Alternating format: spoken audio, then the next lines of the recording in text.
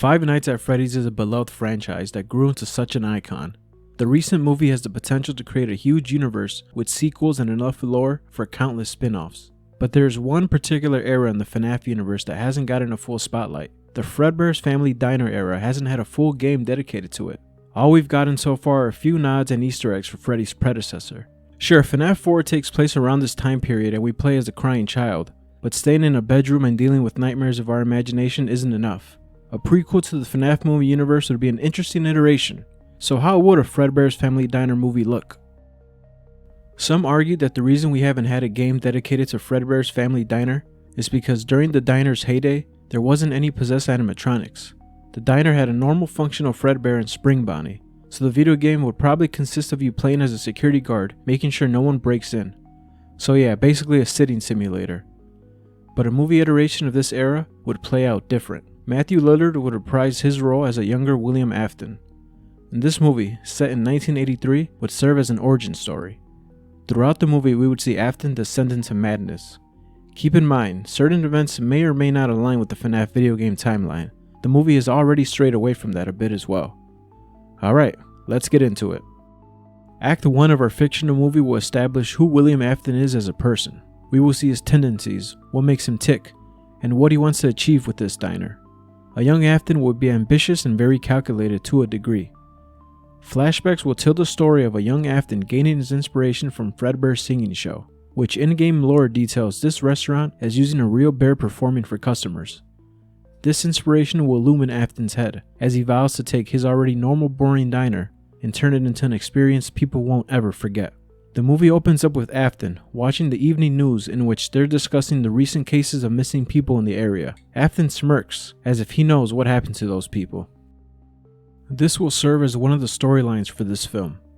A local detective played by John David Washington will have a few suspects linked to these cases, but one suspect, William Afton, will be the one that rubs the detective the wrong way. He links all the suspects to be frequent customers for Afton's diner, right before they go missing, but he can't seem to prove that he's behind the disappearances. This overlying arc will have Afton trying to stay one step ahead of the detective. Think of their relationship similar to Walter White and Hank Schrader's relationship late in the Breaking Bad seasons, where the tension can be felt between the two when Hank discovers Walter is Heisenberg, but can't seem to pin him just yet.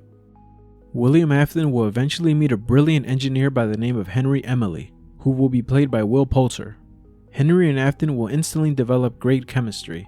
Afton will eventually express to Henry his desire to take the diner in a different direction.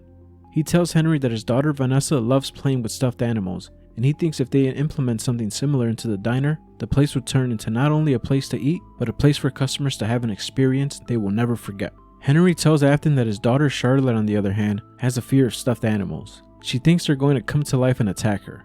Afton laughs it off and reassures him that kids will love this place. They begin to brainstorm designs for animatronics. William Afton, fascinated by Henry's talent, wants to know everything that goes into building one. They settle on the designs on a yellow rabbit named Bonnie and a yellow bear with a purple hat and purple bow tie named Fredbear. During the creation of the animatronics, William starts to suggest some questionable features for them.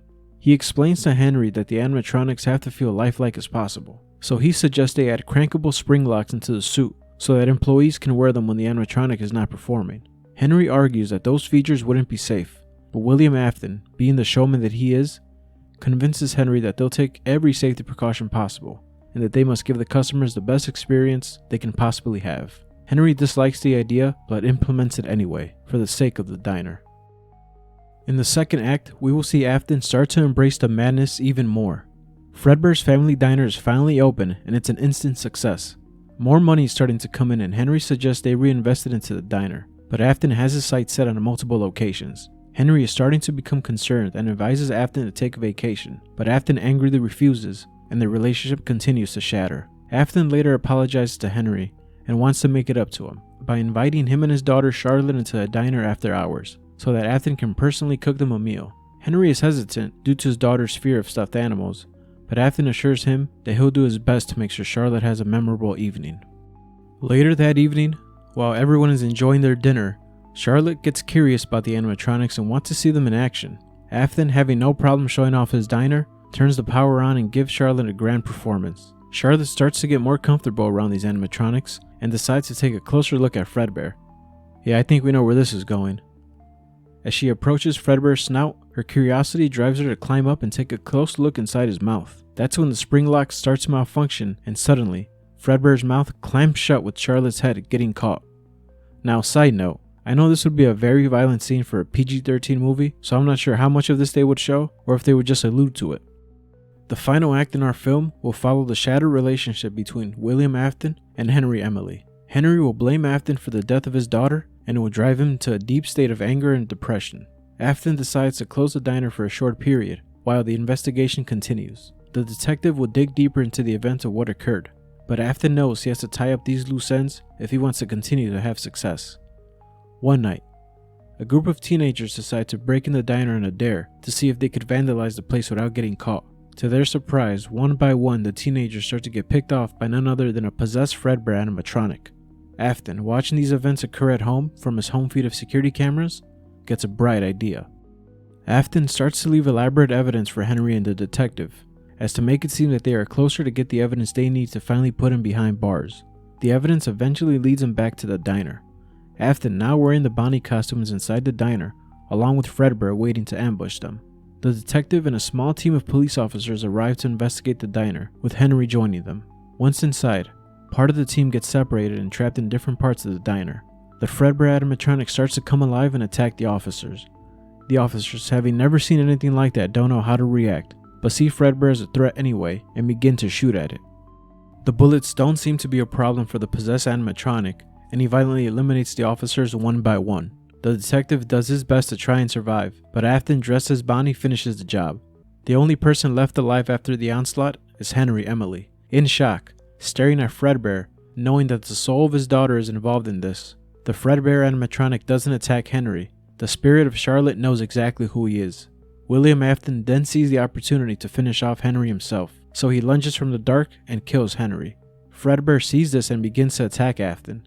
Afton knows he can't take on the animatronic, and he decides to burn the diner with Fredbear and all the dead bodies inside. William Afton escapes with the Bonnie suit as Fredbear's family diner burns. Towards the final moments of the film, Afton, along with his daughter, move to a small town and eventually opens a new iteration of his diner, but this time, it's a restaurant. William Afton changes his name to Steve Ragland and opens up Freddy's Fazbear's Pizzeria, now with 4 animatronics performing for the customers.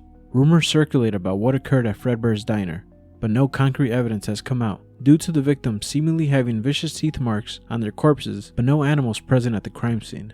As for the soul of Charlotte, rumor has it she seems to have found the new host, and has the intention to get revenge on William Afton no matter how long it takes. Thanks for watching.